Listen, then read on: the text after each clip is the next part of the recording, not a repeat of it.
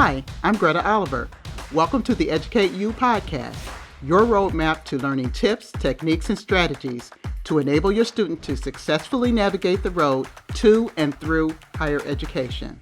Today's guest on Finding Scholarships for College, Preparing for Success segment of EducateU is Bernice Feaster.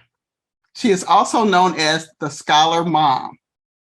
Simply put, she's made it her mission in life to assist families in their search for scholarship funds and in their planning for college. Her quest began as she and her husband worked together to assist their two sons in achieving offers in excess of $2 million. All moms, all parents, all guardians, everybody that's invested in students and looking for scholarships, this is the kind of information we'd like to be privy to. From these successful experiences, the Scholar Mom developed a passion for helping others benefit in the pursuit of their college dreams. Today, she joins us with a long track record of helping students succeed in obtaining money for college. Please join me in welcoming the Scholar Mom to EducateU. Welcome to EducateU, Bernice. Now we want to know everything you did, every single thing you did in 20 minutes or less, basically. But I'm going to turn the floor over to you and give you an opportunity to kind of tell your story because we're all interested in it. As I told you before when we talked together, every single person that's looking for scholarship funds can get something from what you have to say today. And so I'm going to turn it over to you and let you have at it. Thank you, Dr. Greta Oliver. I appreciate it. It's been a pleasure meeting you. We connected right away when we met. So that was just great. And I feel like I've been knowing you for a long time. But it is, my story pretty much started off with my husband and I do have two sons, and they were in middle school age. And we more so had two, and we separated them out 4 years apart on purpose. Because we would think about the whole college thing. Okay, we get him into college or her into college, and then we get the next one into college. Right. So the way it worked out was they are 4 years apart. But the thing about it, my oldest son went to a public school here. I'm in Charlotte, North Carolina. I'm a native Charlottean. It's not too many of us around. But I realized as a mom, what do I need to do to get my child into school and not pay for it? Because all the time I've been hearing about the scholarships here and this over here and untapped funds and the whole 9 yards. So I started pursuing as a mom to find out what I need to know for my sons to get into school. So that's when I started my journey, my task of actually going to every seminar I could think about. It had college on it. To make a long story short, I loved it, started doing that, realizing that I need to get my son started in 8th grade, going to 9th grade. So that's pretty much how we have built the business, the Scholar Mom. That mom part comes out a lot in me when I'm dealing with my students privately or I'm doing a large group. But make a long story short, we never wrote a check for school, which was phenomenal. The only thing I tell, we laugh about it, but I said the only thing I do is buy snacks. So I know there's a lot of parents out there who would love to buy just snacks for school. So to make a long story short, Jeremy was our oldest, and he went to a public school. He did IB program, took APs. I stressed that in a lot of my workshops, how important that is. And then from there, we built on making him a well-rounded student, not realizing that's what we were doing, but having him involved in different things, the leadership, the community service, all those different things that make him a great resume. So pretty much making a long story short too, with that, we ended up applying to 11 schools. And out of the whole 11 schools, he got into every last one of them. But out of the 11, he had 8 full rides, which was just phenomenal. So by himself, he did $1.4 million in his graduation class. So he was number 2 in his class, and he did really well. He was in Ebony magazine. He had the feature story. He just did. It was just wonderful. So everything was coming in left and right. And I started saying, well, it's a system to this. So after Jeremy decided to go to Georgia Tech on a complete full ride, and also studied at Oxford that summer, he was in Europe, all paid for. And then he went on from Georgia Tech to Stanford. And then by the time he was 26, he was done with his PhD. He's Doctor of Chemical Engineering. He's the 7th in Stanford history, African-American male to achieve that role. So we got excited. I'm like, oh, this is okay. This is great. So then my Mhm. youngest son came along, and he was an IB student. So parents that don't have the students that make the really high GPA, my youngest son just wasn't that type of person. He's like, that's not me, mom. And I said, okay, so we're going to go to another high school, and Mhm. we're going to just take classes where we are strong in. So parents, I stress things to parents. So it's all like, it's not an instant one where boom, you go and apply for all these different schools. It's preparing your child in high school for Mhm. senior year. Mhm. And I did have the privilege of reading Greta's book, which was Dr. Greta's book, which was awesome. College, and she touched on so many different things. So I highly suggest you get the book. But it was a lot of different things touching on, and you can have a lot of things written down in a book, but sometimes you need a person to coach you through the Yes. process. Yes. Mhm. And so that's where we come in as the Scholar Mom team. But from Jalen, we went from high school to NC State, and he ended up getting a top scholarship there at NC State. So, and he had even money, more other different opportunities that was out there. He had money to spend. He had extra money to spend. So literally, I know this is a great problem to have, parents and Dr. Greta, that literally it was like 15 grand that we had to get rid of before he graduated from NC State. And that's Mhm. outside of his scholarship. So many things out there. And I know you hear it, but somebody really needs to help you and guide you through it. So Mhm. we went from there. This is our 10th year at the Scholar Mom, which I love what I do. I did finance and accounting for about 25 years and decided to launch this business, and I never looked back since then. So we've had somewhere between 15 million total of scholarship offers and help kids have gotten to school. Some got full rides, some not. We can't guarantee any scholarships, but our thing is to put you in the best position to receive it. Mhm. So our motto is we prepare you to get the best opportunity you can get. Go for that scholarship. We're preparing to win. We're preparing your student to be in the best position to win the scholarship. So it's a lot of different avenues on that, but that's pretty much my story on that. It was just great. We were excited, and I thought it was a system to that, and I think it is a system. And so Mhm. I put that in place, and that's what the Scholar Mom works on today. So I absolutely love it. I love helping parents and students achieve what they can achieve and what they don't know, because nobody was there to tell me, Dr. Greta, what was going on, Mhm. you know. Absolutely. And then Okay, go I'm going ahead. to jump in because I noticed some commonalities between what we're doing. Obviously, we are both interested in getting students to college, to and through Yes. college. Yes. And you are focusing in mainly on the financial piece because that is really like the deal breaker. If you can't get the money to go, a lot of times you end up in situations you don't necessarily need to be in. For Right. example, you might be overcome with student debt or student loans and all of the conversation that's going on right now about that. And so we're not talking about student loans. We're talking about money that does not have to be paid back, correct? Right. Okay, and Well, so it's money that don't have to scholarship. You don't have to pay back grants. You don't have exactly. to pay back. So yeah, yeah. All money that you don't have to worry about paying back. And so that's what our Right. focus is today. But the other Okay. thing that I noticed that you mentioned that we have in common between what I've written in my book and what you do is that this process really needs to start early. Yes. Early. And so, I can't even stress that enough. And while my book is useful, if a person is in, just say, a junior or a senior, it's still useful because they're going to use some of that information. But if they were to start earlier, they will get a better benefit from working through the process in the book. The other thing Right. that I've noticed that is similar between what we're talking about is that it is real work. It's work to do this. Yeah. Getting money, getting funding, finding these sources of income, these sources of scholarships, these sources of finances to help with this particular task of getting students in and through college. It's work. It's not easy. It's not like, oh, like you said, a magic wand. Oh, wow, if I just apply, I'll get it.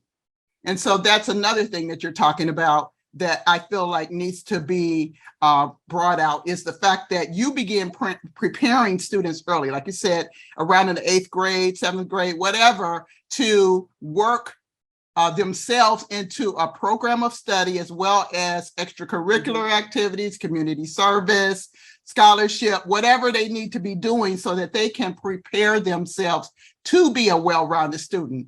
And even though Yeah. you didn't have the terminology at the time, that's what colleges are looking for.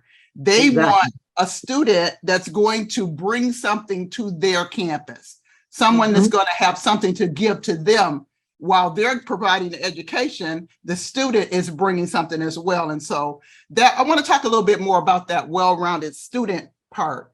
What kind of things would you suggest? Maybe you might even have like a number system, like how many community service opportunities should they participate in, or how many organizations, or, you know, maybe you don't, but what can you say about that as far as, you know, how they should be preparing themselves to be a well-rounded student? Okay. Okay, well, being a well-rounded student can consist of a lot of things, but like one of the things, community service, is something that's going to make you stand out. It could be one or two community service things that you're involved in, but if you've done something significantly with those, if you've done a fundraiser and you raised $100,000 for a nonprofit or something, or you raised 20,000, or you've done something with the elderly, or you've done something that you're passionate about. You know, I tell parents and students a lot of times they've done more than they think they have. So it's something that the school looks for the character of the student. You know, it's more than just having this great GPA. Now, don't get me wrong, the GPA does count, but it's more than a GPA. So like if I'm going to apply to Duke University, then, you know, everybody's smart at Duke, right? So they're used to seeing smart kids. So what is it about you that's going to make you get the BN Duke scholarship there at Duke University, which is a full ride completely? I had one of my students that nailed that. And it was different things that she had done, community service, what she had started doing. It could be something you start in 9th grade. It could be something you can start in 11th grade. So people say, well, must be said, I don't have to solve world hunger to get a scholarship, but it's just your individual story for you. Something that's going to make you stand out, Greta. So that what we do here in our system here, especially, I love to start with 9th graders, but sometimes we get them in between different grade levels. But you can build your resume. Your resume is the best you. How good do you look on paper? Right. You know, and so we try to build the resume, and the resume you can use throughout, all the way through your freshman year in college. But it's just different things, getting yourself involved in different things, but things that you're passionate about. And if you want to start a club, and if you're a president of something, okay, well, the fact that you're a president of something, why was that particular club better that you were president? It's not just list scholarship, leadership opportunities. What did you do that was so different? I'm captain of the football team. What did your school go to the state conference? You know, what did you do to add to it? And that's what a lot of schools look for. Okay, so your impact, the students' impact in whatever they were participating in. Yeah, and that's what's really important. That can be anything. It could be something in school, outside of school, at church, through, you know, whatever community. It could be anything. It could be something the kid is really passionate about. It could be help tutoring students and helping the elderly. It could be whatever. It's got to be some kind of social responsibility. That the child is giving back to the community. That so looks really good. Yeah. Okay, so that's good. I love it. And so really, like you're saying, it's going to be something that showcases them, whatever they did, regardless of what it is, showcases their passion, showcases their interests, and sets them apart somehow from all the other people that, you know, are trying to get the scholarship or trying to get admitted to school. That makes sense. Yep. Okay, so I want to ask you this. You know, we've talked about getting or obtaining these scholarships and these funds to be able to go to college, and you yourself had, you know, both of your sons go full rides. And I mean, I can't even tell you what that means to me or any other parent, honestly, who has not had that happen for them. And so I get a lot of people on, you know, who are watching EducateU, and they're like, okay, you say do this, you say do that, but you know, how, you know, we could talk to you and other people like you, but how, you know, what's the process without you giving away all your little secrets? Because I know you have run a business and you have a way of doing things. But for somebody who is maybe working through my book and trying to do this, is there a better way to go about it? Or is there a starting point that you can point out to parents so that they can maybe do this on their own? Maybe they don't have the money to, you know, hire a coach or hire you or go to someone like you. So what can they do besides, you know, using my book? What can they do to at least move themselves forward toward actually making something happen for their child? That's a good thing because I think one of the things that I was thinking about was it talked about the cost of college. You know, since the cost of college is so expensive, it's just Right. expensive and getting more expensive. And I won't rely on this, debt reduction. I'm not paying student loans. I don't know how long that's going to last. But the Right. thing about it is that, as a parent, find out the cost of the college. Educate yourself on the colleges that your child is looking to attend. Look and say, well, Mom, I want to go to this school, this school, this school. Okay, well, let's look into those schools. Right. Let's start off looking into those schools. What is the qualifications for, when you're getting into the school? Right. What are some of the things they have? What are the scholarships within the schools? Your school gives you most of your money, Dr. Greta. That's where you're going to get your money. That's when you get your chunk of your money. And then your outside scholarships supplement that, which is nice. But, what's required to go to school? What do we have to do? Every school by government law has to have a cost of attendance. Right. And that cost of attendance is everything under the book, from tuition all the way to travel expenses. They have to put everything and say this amount will be how much it's going to cost to go to our school. But the cost of attendance is just a snapshot. It might not be exactly what you're paying. So when a parent is looking at cost of attendance, you need to look at tuition, room and board, and your meal plan. Well, room and board is your meal plan.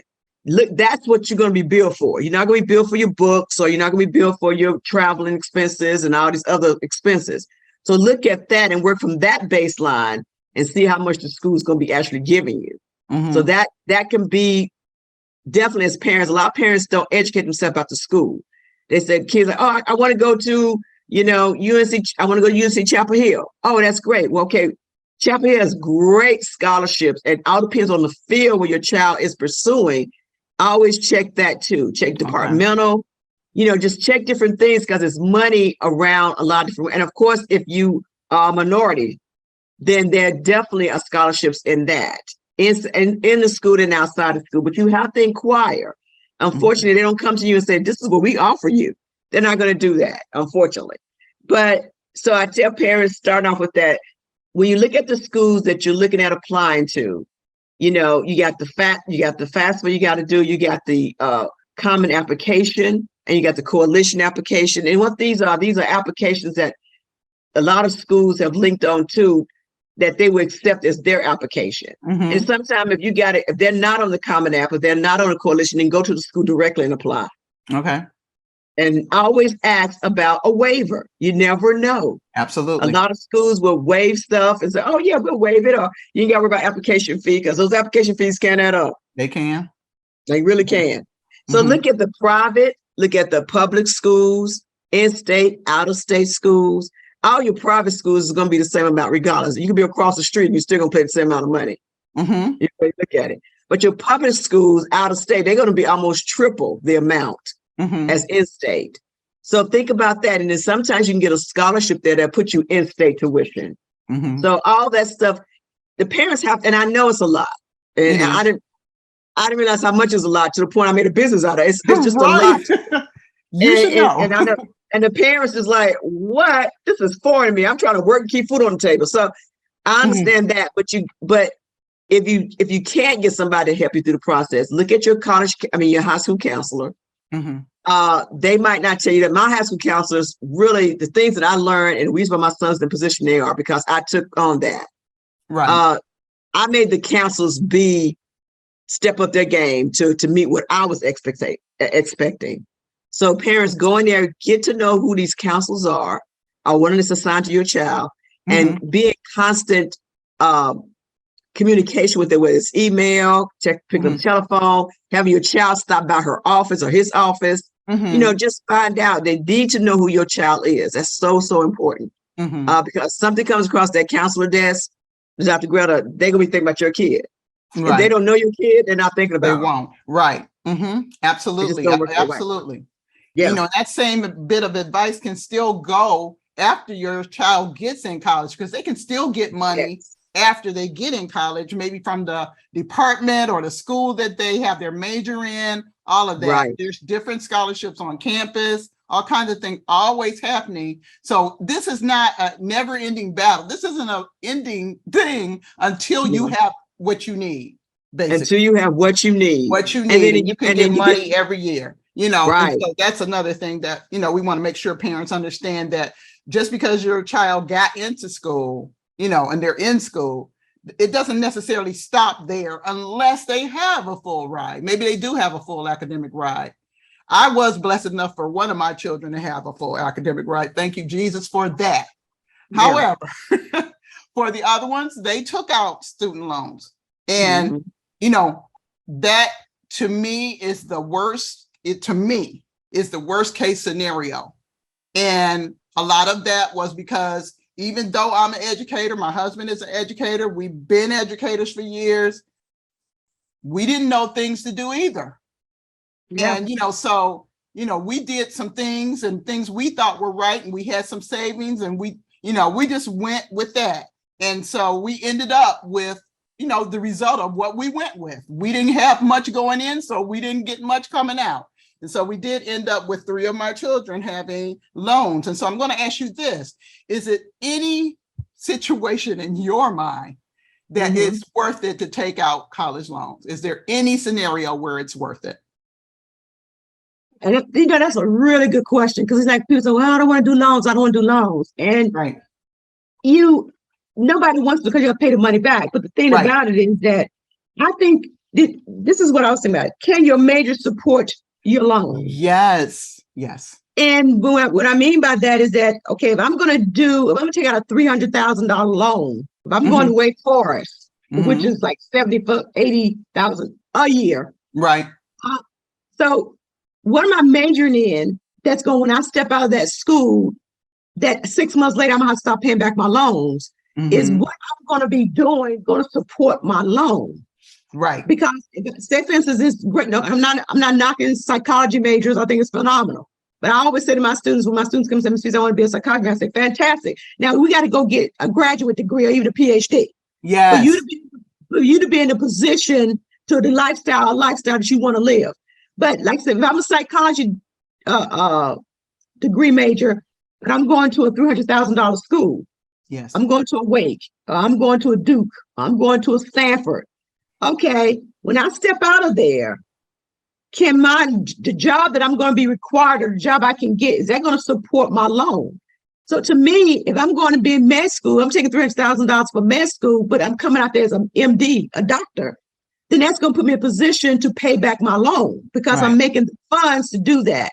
So that's what I think about when I think about, what is your investment? And think about that, because, I know students say, well, I want to go to UCLA. Oh, wonderful. But, okay, how much is UCLA is this amount of money? So can what you're doing go support you when you get out to pay back the loan? Because you do have to pay back the loan.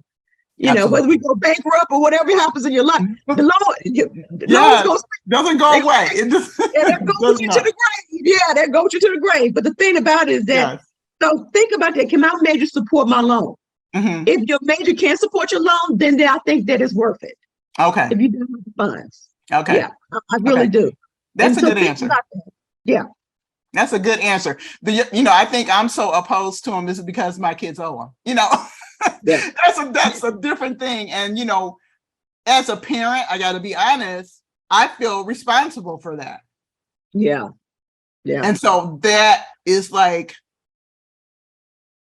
it's a guilt thing, in a way, just being honest and transparent, because I didn't know to do what I could have done to maybe put them in another situation where they didn't have to take it out. Then it's like, okay, now what? So, I mean, I'm coming at it from a completely different place, because nobody wants to be in the position of being under somebody's thumb or under somebody's foot. And in a lot of cases, that's how the students end up being, because their major and the job that they're able to get based on their major, or even if it's not based on their major, the job that they're able to get is not substantial, and it's not enough for them to be able to repay those loans the way they want to. And that's an excellent answer, because like we are always talking about return on investment, the return on investment.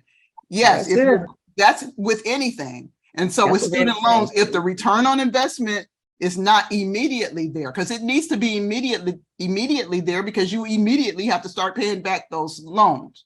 Okay. So 6 months after you get out Yes. of college, after Yes. you leave college, don't mistake that. Whether you complete it or not, you leave college, you know, 6 months later, you're going to pay the thing. But I also want to make a point too, Greta, is that make sure that, you know, where everything else before you do your loans. Make sure loans is your last option. Yes. I would say try that. Everything. Go back in there, talk to people. You'd be surprised what's available when you're in somebody's face. Right. I had one girl, she said she used to call the financial aid every day at this particular college she wanted to go to. She said every day. When she finally got a scholarship and got it paid for, the day she went into the school and she went into financial aid office, everybody in the financial aid office stood up and clapped. Because they said, girl, we were trying to get you in this school because you call all the time. And I love it. You got to think about that. Yeah. She told me about it. We would laugh. And she said, well, Bernice, I was so persistent because I didn't have any money. She said, I get it.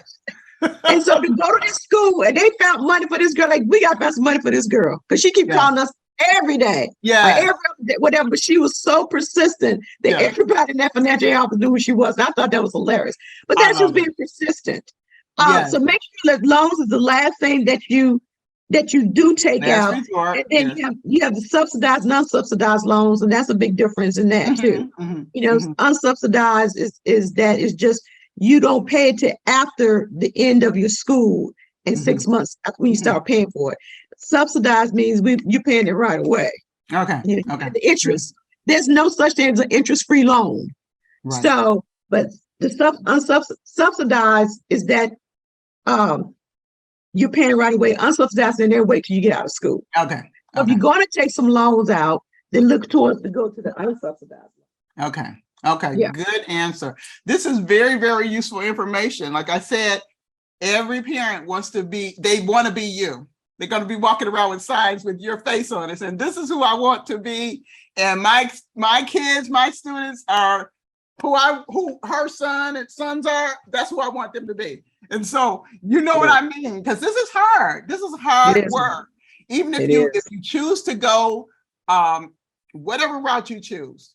You know, what I'm doing with the college roadmap is a lot of times I feel like sometimes this time spent with working with your child, your own child, going through this is some of the best time that you can get. And it's some of the last time you're going to get, because once they go to school and then next thing you know, they're out of the house, they're married, they're gone. You don't even have them anymore. You're an empty nester. And so while empty nesting sounds wonderful, and it is wonderful to a certain extent, but you still miss the time with your kids.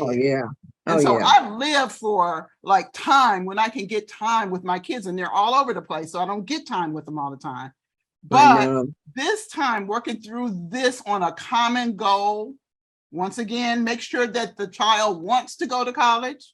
You know, we always have that conversation, because a lot of times we don't need the parent driving the bus and the kid isn't even on board, you know, so we're talking about that. So that's a good thing. If you can get two vested parties involved in this, and also parents knowing that, you know, this is the child's experience, this is their education. While you're their advocate, you're their parent, you care for them, and you want to make sure that you're making right decisions for them, they are still the one ultimately in control and the one who has to get the education. Exactly. So, but if you can get this time with them working through the book together, doing some of the research together, you know, that's some time well spent. You know, because it could and too, Greta, this child has a skin in the game. It's okay for your child to have some skin in the game. It's okay you got your child to do work study. You know, if they can, you know, are you eligible? You know, are you Pell Grant eligible? You know, just find out where you stand. Even if your child does get a full ride, you still got to do the FAFSA. So I tell parents, no matter what you make, still do the FAFSA regardless. Because you're going to need, say if something life-changing happens in the home, then you can go to the school and say, hey, this is what's happened, and they can readjust because you have done your FAFSA. So parents do FAFSA in a way, whether you get any money or not, because you just never know, life happens. Right, absolutely. Thank you for saying that. And Yeah. I do have that in my book as well, because that was my case. We didn't do it at first. Not my kids were not 4 years apart. They're 2 years apart. So I had kids in college at the same time. And I Yeah. was going insane, right? You know this. Plus, I was going to school at the same time, getting my PhD. Right. So I just threw that in for just the heck of it, just make it worse. But we did not, when I had my son, the oldest son went, this was the first time. We didn't know anything. Let me tell you, we didn't know nothing. we went to college, but we didn't know all this other stuff. And we thought we had it together. We thought we had money saved, stock market. We had stocks. We had all this. Stock market crashed. Here he is. We did not fill out the FAFSA. Okay. So yeah. Okay. So we're looking pretty stupid about right now. Okay. So we got to pay for it. And yes, we had jobs and all that, but if you could get the money given and granted, and you can get the scholarship, you don't have to pay. No. You know what I'm saying? So we put ourselves in the situation we're in because we didn't know, but we're telling you parents, we're telling you, this is a hint. Fill out the FAFSA, regardless, because you don't know what's going to happen.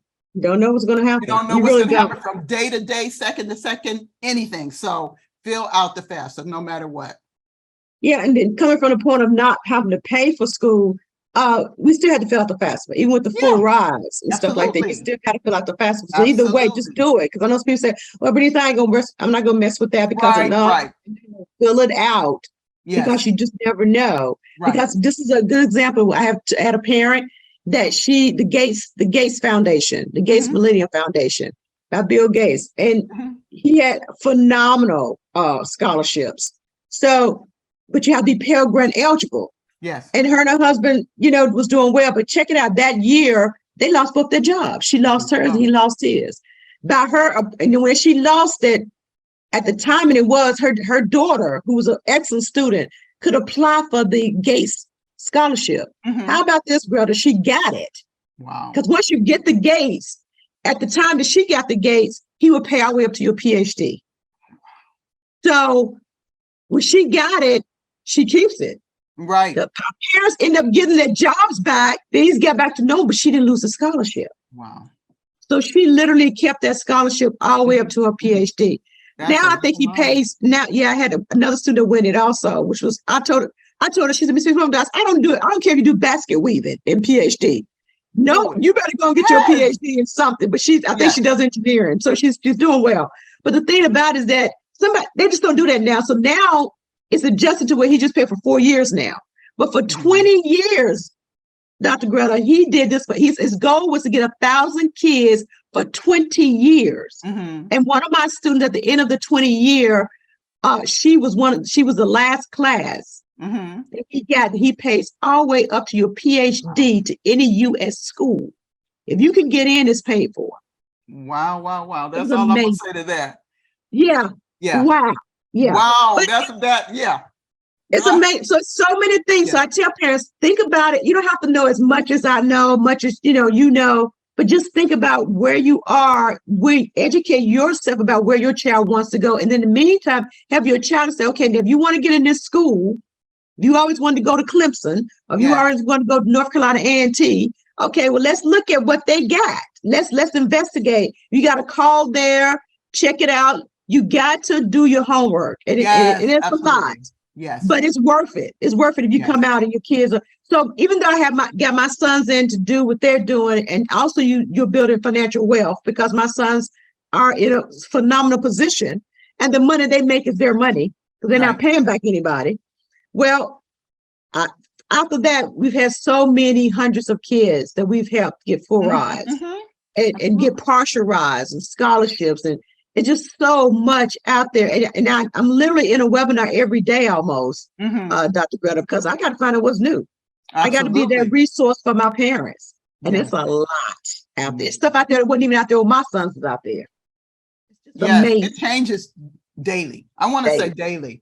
And especially since all this, pandemic stuff we've been going through and still going through, things have changed. But one thing remains the same. You got to do the work. You have to prepare early. Yes. And you need to be working with your student to make them stand out and be able to, at least communicate to the school through their essays, through personal interviews, or however they're communicating, that they are going to bring something to that environment that's not going to be there if they don't come. That's it. That's it. It's not. That's it. And then having that child prepared, because you have the interviewing process. I tell them, the way I coach a lot of my individual kids and parents, I say, pretend it wasn't a pandemic. Right. We're not looking at anything. We're going to do the SAT, ACT. We're going to do all the different things that you need to make sure you get any waivers. Talk to your school counselor. Yes. As they get to know you, you'll find out more things about what you need to do. Right. But if it's some kind of way, you can get a coach. You can get somebody that's replicable, that's definitely on up and up. Definitely do that, because, somebody can give you the playbook, but if you don't know how to play it, right. That's the part that, right. The I get it. Yeah. Absolutely. So, but I thought your book was really great. I said, this is phenomenal. It's just, it just knocked on some different things. So even if once reading your book, it still would keep the parent a little bit aware of what I need to be looking for. Yes, absolutely. So if you don't know what you need to be looking for, you don't know what you need to be looking for. You're a deer in headlights. So it's just that knowing, let me check that. I got to check this. But it's your child investment. And so I talked to so many parents that are still paying on their loans. And they say, Bernice, I just can't I don't want my kid paying on loans. I'm still paying on school loans. So I understand that. My husband has school loans, and I remember when we celebrated when he paid them off. I didn't have school loans. We both were first generation college students, both didn't have, parents that really were able to be helpful to us, Right. And so, my mom and dad just work. So I wouldn't have to pay loans. He wasn't in that situation. So I know how that can be and how many years that can go on, because it went on in my life, when we were paying his, loans off. And so I get it. Believe me, I've been there. My kids were, like I said, right now, 3 of them have school loans. Yeah. And so, I like you said, I'll go along with what you said, because that's the same thing that I say. Last resort. Yeah. If you have to, if and only if you cannot do anything else. Right. Only if you cannot. If you have knocked on every door, you have filled out every form, you've been in everybody's face, you've been communicating, you've done all your work, you've done your research, you've tried, and nothing has come up, or not enough money has come up, then and only then. Yeah. And but try to find a way to get it. Try to find a way to get it paid off, and get your student involved too. Yes. In the summer, they might have to work. Yes. Everything that you're working for in the summer, let's take that money and apply towards your loan, because you're going to have this. Yes. So I think that's the important part about just, the research, like you said, if you've done everything else, then let loans be your last resort. And then, like you said, like I said earlier, make sure your major match your. Absolutely. If you're going to do something, then you might not have to go to that real expensive school to get your degree. You might have to look at another school that's less expensive. Absolutely. And still come out with your degree. And then you might look at graduate school or whatever you want to think about. Something where you might be happier to be at that school. Exactly. Yes. Exactly. And so FIT does include finances. We talk about college fit. That's wonderful. It's marvelous. And it does help with student success. But you also can't be somewhere in the corner trying to figure out how you're going to pay this stuff off and expect to do well. Yes. That's very stressful, and that's the situations. And I've had some students. I remember one of my students. I had quite a few students went to Morehouse, and Morehouse is a private school, it's a phenomenal school, but it's like $48 a year, and Spelman is like $53. Right. So, and I think when he remember being there, and he had a 4-ride at Morehouse, but he said one of his really good friends that got to be really good friends his freshman year. And he said, Miss Feaster, God just told me that I won't be back next year. I just can't. I love the school. I love it, but I just can't. My parents can't afford it. I can't afford it. He said, he thought about it. He said, Miss Feaster, I walked away and I thought, man, how blessed I am, but I don't have that stress part. Yes, that worry. Yeah. And that just meant a lot. that just meant a lot. That just meant a lot to me. So I get to be mom to a lot of kids, you know. Well, that's why you're the scholar mom. That's why I'm a scholar mom. Absolutely. Tell them, Greta, I say, I'll be at your wedding. Don't worry about it. You get to know Miss Feaster real well. But I always look at, ones I work with in high school and they're going to college, and some of them going to law school and medical school, and they still keep in touch with me. Some of them in musical. I have one of my students, he toured with Hamilton. I mean, he was just phenomenal. Awesome. But I've had different students and they keep in touch with me, which is wonderful. That's the thing that just is so satisfying, because their lives are it's just different. And you're building generational wealth as you're doing that. We talk about that all the time. You made a difference in somebody's life. That's what I love. So key. It's so key that you help somebody, and you can't even put a price tag on that. That is just you really can't. Wonderful. You really can't. And then I'm always thinking about them. So I can, and my mind, I have a great memory, but my mind I could run across something. I'm like, oh, this so, and I might send them an email, call them and say, hey, you might want to check out this internship. It's in your major. And they're like, okay, Miss Feaster, and they'll jump on it, and it's just exciting. It's just so exciting to make a connection and a relationship with my students. And then I just want to see everybody, because I'm telling parents, even though their child's applying to scholarships and things like that, and child's like, Miss Feaster, I applied to 50 scholarships. Well, one thing I want to do, make a point too, Greta, is that when you're putting out these scholarships and you're going for these different things, it's got to be top-notch quality. You're applying to win. Yes. So it can't just be some floozy essay you throw out there. Yes. Because they do read those essays. It's got to be one that's on point, no grammar errors. It's got to be on point because you're applying to win it. Yeah. So I really stress that with the kids I work with. Well, that's great. I really love what you're doing. My hat is off to you. Absolutely. Absolutely. Well, thank you. I love what I do. I know, and I can tell. You do. So thank you so much for joining in today and just giving us some information and all of this wonderful stuff that has happened to you and to your family and to people that you work with. I can tell you love your students, you love the work that you do. And I'm just thankful for knowing you and having you on the same side as I am in trying to get these kids to and through college. Awesome. And I think it's great, and tell your parents to check out different things like CFNC, FastWeb, College Board. Check out those things. They're excellent resource and information in those that can be helpful also. All right. We got some good stuff today. Thank you for joining us today on EducateU. If you wish, you can send me your questions or comments about the college going process or the podcast contents by sending an email to Dr. Greta at GretaOliverConsulting.com.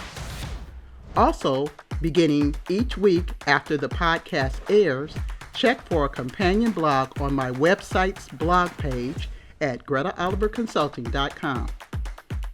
My book, College Roadmap, Essential Tips for First-Time College Students and Their Families, is available for sale on Amazon.com. Join us next week for another tip or strategy to make the road to higher education easier for your student.